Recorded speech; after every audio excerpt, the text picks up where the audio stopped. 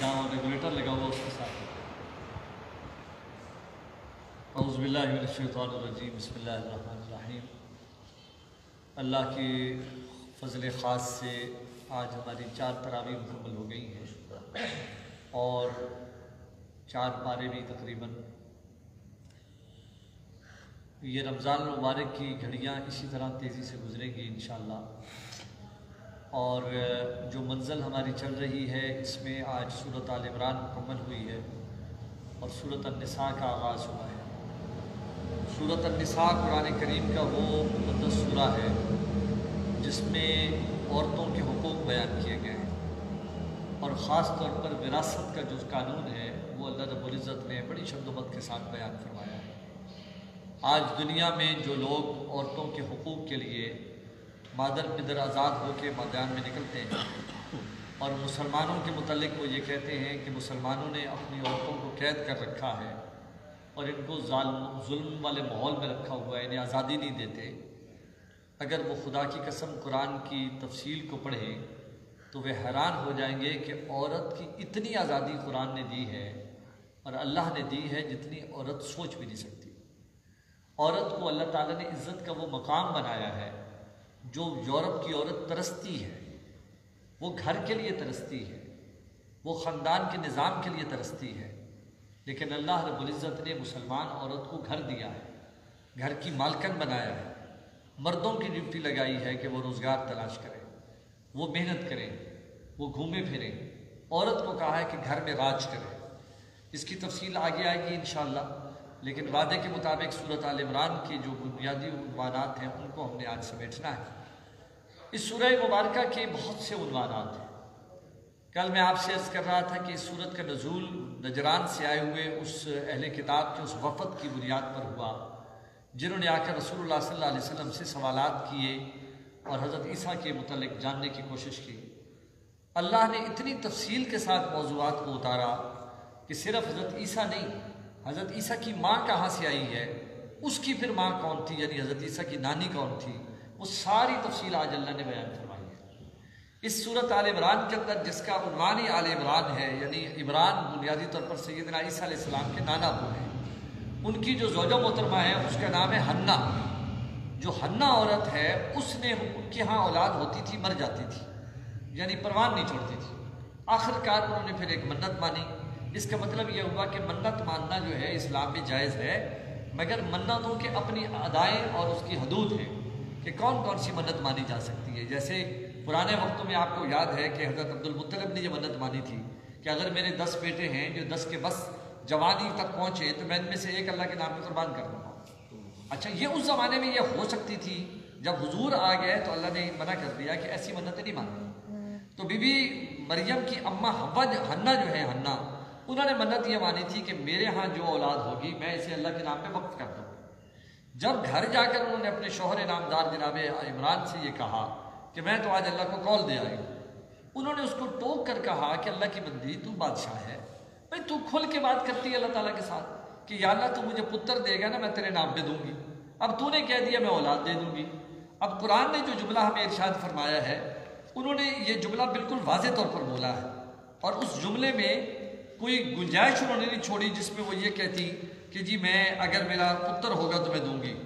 लिहाजा उन्होंने जब ये वाज़े जुमला बोल दिया, उस जुमले के नतीजे में उन्हें फिर अल्लाह रब्बुल इज़्ज़त के सामने अपना वो कौल पूरा करना था जिसने इन्नी वज़अतुहा उन्सा।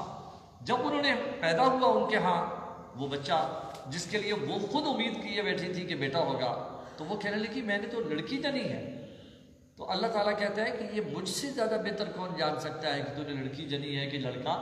ये तो मैं हूँ जो इंसान के वजूद के अंदर जो है ये सारा निज़ाम चलाता हूँ। मुझे पता है कि तूने लड़की जनी है, लेकिन तूने जो कॉल दिया है वो कॉल अपना पूरा कर।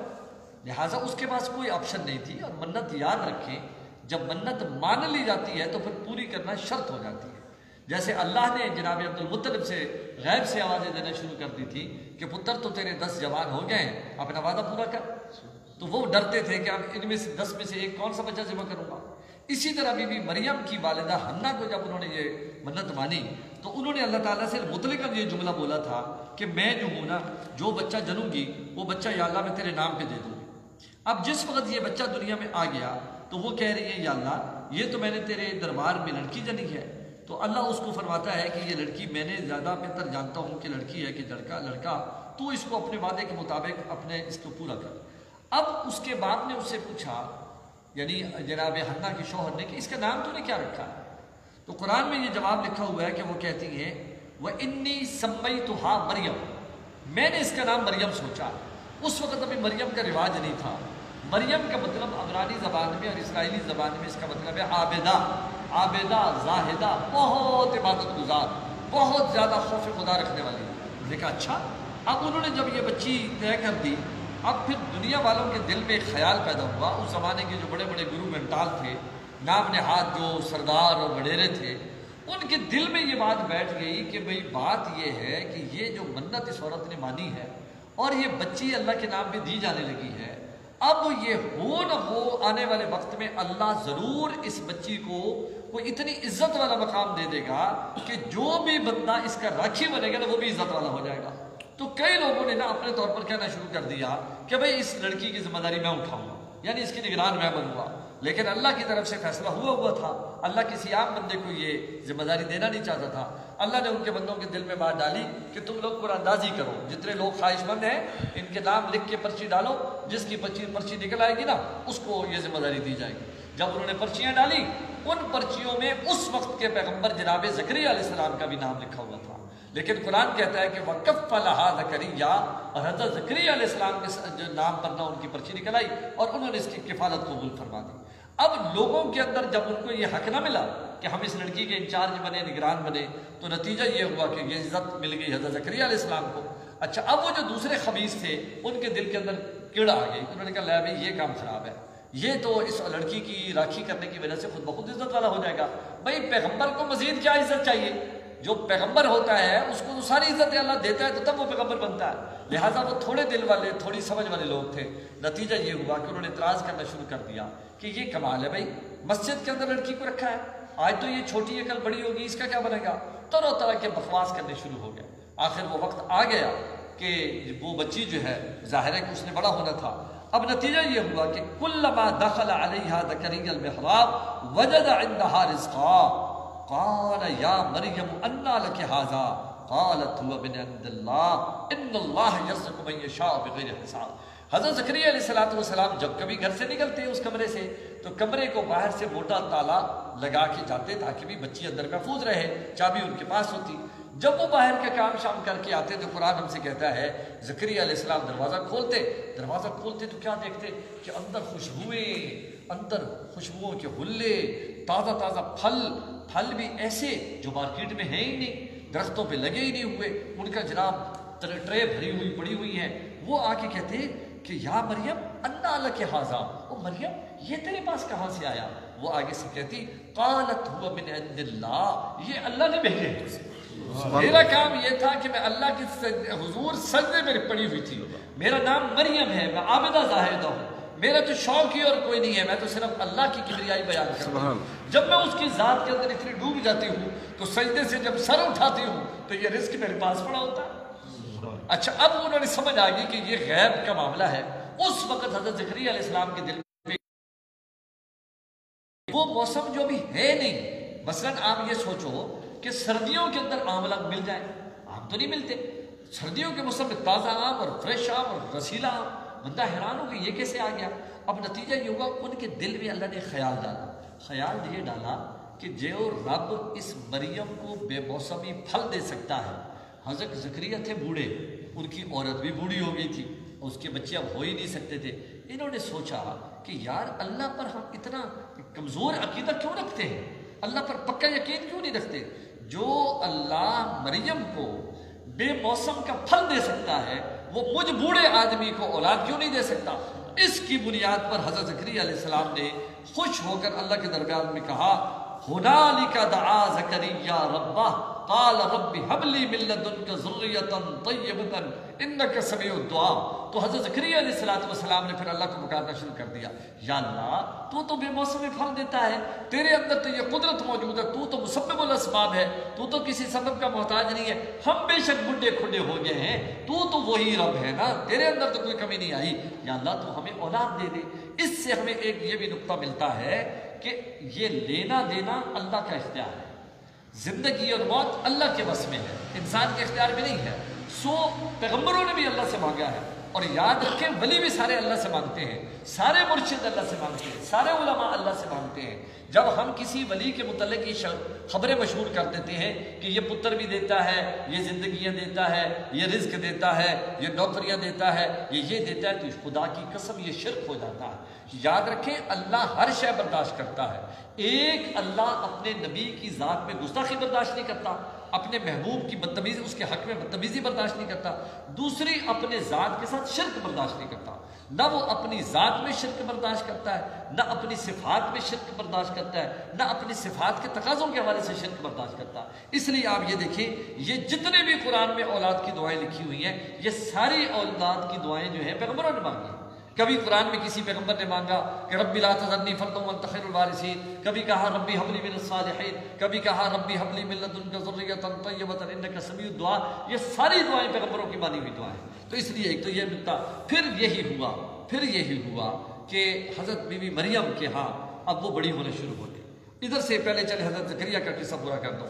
حضرت زکریا علیہ السلام نے جب یہ دعائیں کرنا شروع کی تو ان کو اللہ تعالیٰ نے خوشخبری سنائی، تجھے مبارک ہو کہ اللہ رب العزت نے تجھے باپ بنانے لگا ہے، تیری بیوی جو ہے وہ ماں بننے لگی ہے. سبحان اللہ. اچھا، یہ خوشخبری سنانے آیا جبرائیل علیہ السلام. اب جس وقت انہوں نے یہ خوشخبری سنائی، وہ خوشخبری اس طرح سنائی جیسے فرشتہ بندے کے روپ میں آ کر زکریا کے سامنے، زکریا علیہ السلام کے سامنے کھڑا تھا. بی بی جو حضرت زکریا کی اہلیہ ہیں وہ سائڈ میں تھی. انہوں نے جب یہ خبر سنی تو قرآن کی دوسری صورت میں لکھا ہوا ہے کہ وہ ہنس پڑی، اور ہنس کے کہنے لگے واہ بھائی میں کیسے ماں بن سکتی ہوں، میں بانجھ ہو گئی، بڈھی کھڈی، میری کیسے اولاد ہوگی.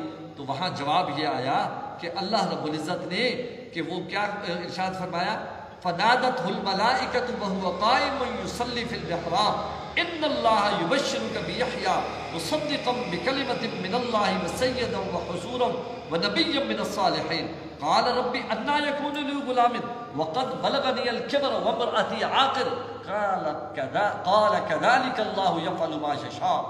اللہ نے کہا اللہ جو چاہتا ہے وہ کرتا ہے. سبحان اللہ. تم بڈھی ہو تو کیا ہو گیا، اللہ تو بے جان سے جاندار کو پیدا کرنے کا رکھتا ہے.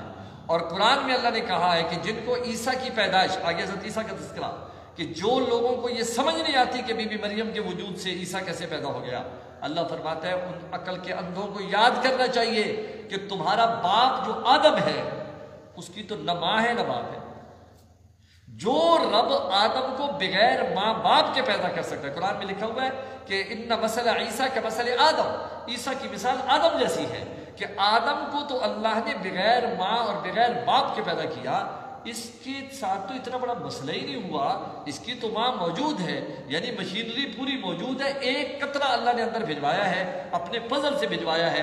عورت جیسے بچہ جنتی ہے اس کے اندر اسی طریقے سے وہ بچہ پلتا رہا، آخر وہ وقت آیا جس دن انہوں نے حضرت زکریا علیہ السلام کو یہ خبر دی. بی بی مریم نے اپنی طرف سے مبارکباد دی کہ بابا آپ کو مبارک ہو، اللہ مجھے ماں بنا رہا ہے. تو زکریا علیہ السلام کانپتے ہوئے کہنے لگے اللہ کی بندی یہ کیا کہہ رہی ہو، باہر تو پہلے جلوس نکلے ہوئے ہیں، میں جدھر سے گزرتا ہوں لوگ کچھ بکواسات کرتے ہیں، بدتمیزی کرتے ہیں کہ جی عورت ذات کو مسجد میں بٹھایا ہوا ہے تو مسجد جو پلیت ہو جائے گی وہ عورت کبھی پاک ہوتی ہے کبھی نہ. خدا کی بندی یہ خبر کیسے کسی کو ہضم ہوگی، یہ کیسے ہوا. کہنے لگی بابا آپ کو کیوں پریشانی ہو رہی ہے، جس رب نے مجھے یہاں ٹکایا ہے، جس کی میں غلام بندی ہوں، میں اسی کے حضور حاضر ہوں، اس نے مجھے یہ خوشخبری سنا کے کہا ہے میں ماں بننے والی ہوں، میں نے وہ خبر آپ کو سنا دی. اس نے کہا اچھا پھر اس کے متعلق کوئی اور بات. انہوں نے کہا بابا آپ کو پریشان ہونے کی ضرورت نہیں ہے، سارے انتظامات اللہ نے خود کر دیے ہیں. اللہ نے فرمایا جب تو بچہ جننے والی ہوگی، وقت قریب آ جائے گا تو وہ مجھے نشانیاں بھی بتا دی ہیں. پھر فرمایا میں نے بھی یہ پوچھا کہ بچہ ہوگا تو پھر کیا ہوگا. فرمایا ٹینشن نہیں لینی، ٹینشن نہیں لینی، یہ اللہ نے مجھے خود ٹپ دی ہے. اللہ نے کہا اس وقت اہل کتاب کے اندر ایک چپ کا روزہ ہوتا تھا کہ جو بندہ عبادت کرتا تھا وہ اور سارے کام کرتا تھا، صرف بولتا نہیں تھا. تو اس زمانے میں ایک چپ کا روزہ تھا یہود کے اندر. تو انہوں نے کہا اچھا. تو پھر انہوں نے کہا کہ اللہ نے مجھے کہا ہے کہ جب وہ بندے تجھ سے پوچھنے آئے تم آگے سے وہ ہاتھ سے اشارہ کر کے اشارہ دے دینا کہ میں روزے سے ہوں.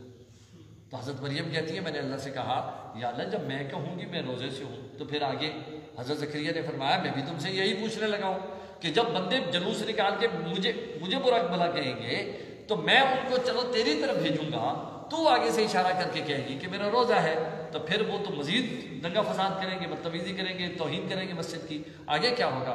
کہنے لگی بابا یہ بھی پریشان نہ ہو، اس کا حل بھی اللہ نے بتایا ہے. اللہ کہتا ہے تجھے میں ایک اور معجزہ دکھاؤں گا، بس یہ جلوس آنے دو. تو وہی بات ہوئی. چند دن کے بعد جب یہ خبر جنگل کی آگ کی طرف پھیل گئی کہ جناب زکریا جو ہے انہوں نے بتایا ہے کہ جو مریم اللہ کے گھر ٹھہری ہوئی ہے اس کی شادی بھی نہیں ہوئی، کسی مرد نے اس کو ہاتھ بھی نہیں لگایا، کسی مرد کو اجازت ہی نہیں تھی اندر جانے کی، صرف جو محرم ہے حضرت زکریا اس کے خاندان کے وڈیرے ہیں، بزرگ ہیں، وہ جاتے ہیں، چابی ان کے پاس ہے. لیکن وہ لڑکی کہتی ہے میں ماں بننے والی ہوں. تو لوگوں نے جناب ریلی نکال کے آگے اب آئے. جب حضرت زکریا نے باہر دیکھا کہ جلوس آ گیا ہے تو انہوں نے کہا کہ باہر آئے.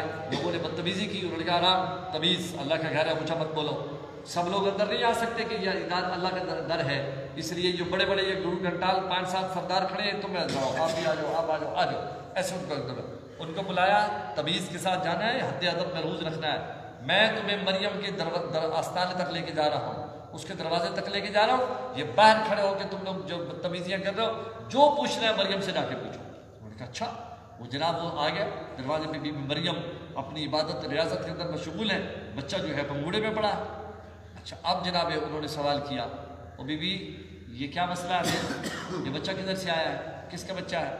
تو بی بی مریم نے ہاتھ کے اشارے سے، کوئی اشارہ ہوگا اس زمانے میں، انہوں نے اشارہ دے کر کہا کہ میں تو روزے سے ہوں. اچھا جب انہوں نے کہا کہ میں روزے سے ہوں تو قرآن ہم سے کہتا ہے کہ انہوں نے حیران ہو کے کہا کہ آج تو عجیب بات کر رہی ہے کہ جس وقت ہم نے تم سے سوال پوچھنا ہے تو تو کہہ رہی ہے کہ وہ میں روزے سے ہوں، یا ہم کس سے پوچھیں؟ تو وہاں وہ کہتی ہیں کہ میرے رب نے مجھے اشارہ دیا ہے جو سوال کرنا ہے اس بچے سے پوچھو. سبحان اللہ، سبحان اللہ. تو مجھ سے پوچھ رہے ہو تو میں نے تو جواب دیا ہے کہ اللہ نے مجھے دیا ہے. اس وقت میں روزے سے ہوں، تفصیل نہیں بول سکتی. تمہیں اگلی کو بات پوچھنی ہے تو اس بچے سے پوچھو. قرآن ہم سے کہتا ہے وَيُكَلِّمُ النَّاسَ فِي الْمَهْدِ وَكَهْلًا وَمِنَ الصَّالِحِينَ کہ وہ بچہ پنگھوڑے میں بھی بولا. اور پھر دوسرا جملہ کیا ہے؟ ادھیڑ عمر میں بھی بولے گا. ادھیڑ عمر تو حضرت عیسیٰ نے دنیا میں ابھی دیکھی نہیں. حضرت عیسیٰ تقریباً 30-32 سال کی عمر میں اللہ نے ان کو آسمانوں پہ اٹھا لیا ہے. اب یہ جملہ یہاں لکھ کر اللہ نے پتھر پہ لکیر کر دیا ہے کہ سوائے مسلمانوں کے کسی کو اس بات کا پتہ نہیں ہے کہ حضرت عیسیٰ دوبارہ دنیا میں آئیں گے. اور جب دوبارہ دنیا میں آئیں گے، ادھیڑ عمر کس کو کہتے ہیں؟ جب بندہ 40 کو کراس کر جاتا ہے. جب 40 کو کراس کر جاتا ہے تو پھر سمجھیں کہ وہ اب اونچائی چڑھ چکا ہے، اب وہ نیچے اترنا شروع ہو گیا ہے. کیونکہ حضور صلی اللہ علیہ وسلم نے فرمایا میری امت کی عمر جو ہے وہ 60-65 کی گیڑ میں ہے. تو اب وہ فرمایا کہ ادھیڑ عمر میں بھی بولے گا. تو پہلے کب بولا؟ جھولے میں کبھی کو بولا. اب لوگوں نے بی بی مریم کو تانا دیا کیسی باتیں کر رہی ہو، اس بچے سے ہم کیسے پوچھیں؟ تو انہوں نے اشارے سے کہا تم پوچھو. مطلب وہ یہ کہہ رہی ہے پوچھنا تمہارا کام ہے، جواب دلوانا اس کا کام. سبحان اللہ. تم پوچھو نا. تو بی بی مریم کے اشارے سے ان لوگوں نے پھر بچے سے پوچھا ہاں بھی سونے تو کتوں آئے ہیں، کون ہے تو قرآن میں اس کا جواب لکھا ہوا ہے کہ آگے سے حضرت عیسیٰ ایسے بولنے لگے جیسے بڑا مدبر، مفسر، محقق، مبلغ بولتا ہے.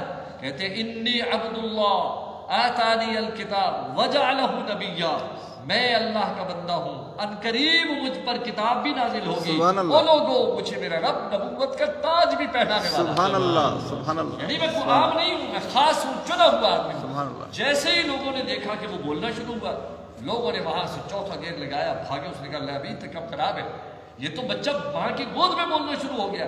جنگل کی آگ کی طرح باہر خبر پھر گئی. یہ حضرت عیسیٰ علیہ السلام کا پیدائش کے بعد دوسرا بڑا معجزہ ہے. پیدائش بھی معجزہ ہے اور اس کے بعد یہ ان کا بولنا بھی معجزہ ہے. تو اس طریقے سے پھر آگے بڑی گفتگو ہے. اس کے علاوہ جو اس سورہ مبارکہ کے اندر ہمیں دیگر موضوعات ملتے ہیں، ان میں سے ایک تو ہمیں یہ اہم موضوع ملا ہے کہ اللہ نے فرمایا یاد رکھو جو دنیا میں ہے اس نے بالآخر چلے جانا ہے، بے شک کوئی بھی نہیں بچے گا۔ اگر کسی نے بچنا تھا تو وہ آمنہ کے لال نے بچنا تھا، جناب محمد رسول اللہ نے۔ اگر انہوں نے بھی موت کا ذائقہ چکھا ہے تو اللہ فرماتا ہے کل نفس ذائقۃ الموت، موت کا ذائقہ تمہیں بھی چکھنا پڑے گا۔ دوسرا اس کے اندر ایک اور معاملہ آیا ہے کہ جب غزوہ احد میں حضور صلی اللہ علیہ وسلم کی شہادت کی خبر پھیل گئی تھی، اور جب شہادت کی خبر پھیلی تو لوگوں کے قدم اکھڑ گئے، تو اس کے بعد پھر قرآن نازل ہوا۔ خیر حضور ظاہر ہو گئے اور لوگ پھر مجتمع ہو گئے۔ وہ آیت جو نازل ہوئی تھی وہ تھی وَمَا مُحَمَّدٌ إِلَّا رَسُولٌ قَدْ خَلَتْ مِن قَبْلِهِ الرُّسُلُ، کہ حضور سے پہلے بھی دنیا میں جو پیغمبر آئے ہیں وہ یا فوت ہوئے ہیں یا شہید ہوئے ہیں، وہ گزر گئے ہیں۔ تو اگر حضور کے ساتھ بھی ایسا ہو تو کیا تم پھر حضور کا راستہ چھوڑ کے بھاگ جاؤ گے؟ اچھا، یہ آئی غزوہ احد کے بعد۔ اس آیت کو جیسے دیگر آیتیں نازل ہوئی، لوگوں نے سنا، پڑھا، ادب کیا، سب کچھ کیا۔ اب سچ مچ جب حضور دنیا سے پردہ کر گیا، جب سچ مچ حضور کا وصال ہو گیا، تو کوئی ماننے کے لیے تیار ہی نہ ہو کہ حضور فوت ہو گئے، یعنی حضور نے دنیا سے پردہ فرما گیا۔ حتیٰ کہ حضرت عمر فاروق جیسا بندہ تلوار نکال کے آ گیا، خبردار اگر کسی نے کہا کہ حضور اس دنیا سے پردہ کر گئے، جو ایسا کہے گا میں اس کی گردن کاٹ دوں۔ اتنے میں کہتے ہیں حضرت ابوبکر صدیق سامنے آ گئے، انہوں نے آ کر کہا عمر حوصلہ آرام۔ حضرت ابوبکر ممبر پہ چڑھے اور قرآن کی یہ آیت پڑھنا شروع ہو گیا وَمَا مُحَمَّدٌ إِلَّا رَسُولٌ قَدْ خَلَتْ مِن قَبْلِهِ الرُّسُلُ۔ جب اس آیت کو بنیاد بنا کے پڑھا، خدا کی قسم تفاسیر میں لکھا ہے صحابہ کہنے لگے اللہ حضرت ابوبکر پر کروڑوں رحمت نازل فرمائے، اس کی بصیرت کو اور اللہ تعالیٰ بڑھائے۔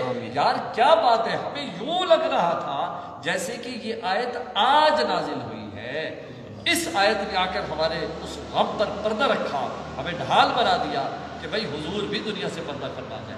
اور اس سے واقعی اس سے بڑا کوئی دکھ نہیں ہے قیامت تک کے لیے کہ اس سے بڑا کیا دکھ ہو گیا جب حضور، ہمیں تو خبر ہی نہیں ہے نا، ہم نے تو منظر ہی نہیں دیکھا۔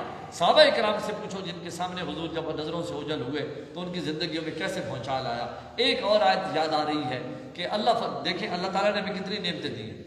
اللہ نے ہمیں انسان بنایا، اللہ نے ہمیں مسلمان بنایا، اللہ نے ہمیں جسم و جان دیا، طاقت دی، بولنے کی، دیکھنے کی، سننے کی، چکھنے کی، یعنی ساری صلاحیتیں دی، مگر اللہ نے ہمیں احسان نہیں جتلایا۔ سورج، چاند، ستارے، موسم، بہار، یہ وہ، کوئی احسان نہیں۔ قرآن میں پڑھے نا ایمان سے ایک آیت ملتی ہے جس سے اللہ تعالیٰ ہمیں پہلی دفعہ احسان جتلاتا ہوا نظر آتا ہے، اور وہ بنتا بھی ہے۔ بھائی بات یہ ہے، میرا کوئی محبوب ہو، میں کسی کو تحفہ اگر دوں تو یہ شوقہ کام۔ پہلی بات تو یہ کوئی اپنے محبوب تکنے بھی نہیں دیتا، گفٹ تو کسی کو کیا کرنا۔ اللہ کا جگرہ دیکھو، قرآن میں اللہ تعالیٰ کہتا ہے قد من اللہ علی المؤمنین اذ بعث فیہم رسولا۔ وہ لوگوں تمہیں نہیں خبر کہ میں رب العالمین نے تم پر کتنا بڑا احسان کیا ہے کہ وہ جو میرا محبوب ہے، میرا سب کچھ ہے، جس کی خاطر میں نے کل کائنات بنائی ہے، وہ میں نے تمہیں دے دیا۔ سبحان اللہ۔ تمہیں جو دیا ہے، جو میں نے تم پر احسان کیا ہے، اب اس محبوب کی لاج رکھو۔ اس نے جو مکے میں پتھر کھائے ہیں نا، اس نے کسی کا کچھ نہیں چرایا تھا، تمہاری خاطر کھائے۔ اس نے طائف میں جو لو لہان ہوا وہ تمہارے خاطر ہوا۔ قرآن جب نازل نہیں ہوا تھا تو محمد رسول اللہ تو سب کی آنکھوں کے تارے تھے۔ جب حق کہنا شروع کیا تو پھر ظلم سہنا پڑ گیا، تو فرمایا وہ میرے محبوب جو تمہارے پاس ہے نا، وہ میرا محبوب ہے، میں نے احسان کیا ہے، تمہیں دیا ہے۔ تو اس کے علاوہ اور کئی موضوعات اس میں بکھرے ہوئے ہیں، اور یہ بھی فرمایا ہے کہ کائنات بھر میں صرف ایک دین، اور آدم سے لے کر محمد الرسول اللہ تک ہر پیغمبر صرف ایک دین کا ہی سبق سکھانے آیا ہے کہ ان الدین عند اللہ الاسلام، اللہ کے نزدیک دین صرف ایک ہے اور وہ اسلام۔ اس کے علاوہ اور موضوعات ہیں۔ اللہ مجھے اور آپ سب کو قرآن سے اپنا تعلق جوڑنے اور اس کا فہم حاصل کرنے کی توفیق عطا فرمائے، اور اپنی زندگیوں میں قرآن حفظ نہ اگر ہو سکے تو مطالعہ قرآن ضرور رکھنا چاہیے۔ اور یہ رمضان ہمیں یہی سبق سکھاتا ہے کہ روزانہ تھوڑی دیر کے لیے تلاوت کریں، زیارت کریں۔ اس کو دیکھنا بھی ثواب ہے، اس کو چھونا بھی ثواب ہے، اس کو چومنا بھی ثواب ہے، پڑھنا بھی ثواب ہے، سمجھنا بھی ثواب ہے، سننا بھی ثواب ہے، اور عمل کرنا تو پھر بہت بڑا ثواب ہے۔ اللہ سب کے لیے آسان فرمائے۔ بسم اللہ الرحمن الرحیم، الحمدللہ رب العالمین والعاقبۃ للمتقین والصلاۃ والسلام علی سید الانبیاء والمرسلین، ربنا هب لنا من ازواجنا وذرياتنا قرة اعین واجعلنا للمتقین اماما۔ یا اللہ تیری توفیق سے یہ سارا کام ہوا، یہ تراویح ہمیں نصیب ہوئی، اور یا اللہ اس عمل کو قبول فرما، اور یہ مطالعہ قرآن کا یہ شوق جو آپ نے دیا ہے مرتے دم تک یا اللہ ہمیں قرآن سے اسی طرح لو لگائے رکھنے کی توفیق عطا فرما، قرآن فہمی کا شرف نصیب فرما، قرآن پر عمل کرنے والے خوش نصیبوں میں ہمارا نام شامل فرما، یا اللہ یہ قرآن اور رمضان ہمارے حق میں سفارش کرنے والا بنا، ان کی ناراضگی سے ہمیں یا اللہ امان عطا فرما، جتنے احباب نے دعاؤں کی درخواست کی سب کی نیک دعائیں قبول فرما، ہمارے اور آپ کے جتنے پیارے اس دنیا سے رخصت ہو گئے یا اللہ سب کی قبر کو بہار فرما، ہمارے والدین کریمین اساتذہ شاگرد ائمہ مقتدی دوست احباب مہربان، اور یا اللہ یہ جو سینٹر بن رہا ہے تیرے فضل سے بن رہا ہے یا اللہ جلد از جلد اس کے چھوٹے موٹے جو کام رہ گئے مکمل کرا کے روزوں کے بعد پوری آب و تاب کے ساتھ یہاں قرآن اور حدیث کا نور پھیلانے کا ہمیں شرف نصیب فرما، اور اسے منبع نور اور اسے چشمہ فیض بنا دے، کرم فرما دے بیدک الخیر انک علی کل شیء قدیر، وصلی اللہ، اور جتنے کرونا جیسی بیماریاں آئی پڑی ہیں دوسری وبائیں ہیں یا اللہ سب سے ہمیں نجات عطا فرما، وصلی اللہ تعالی علی خیر خلق محمد وعلی آلہ وصحبہ اجمعین، آمین برحمتک یا رب العالمین۔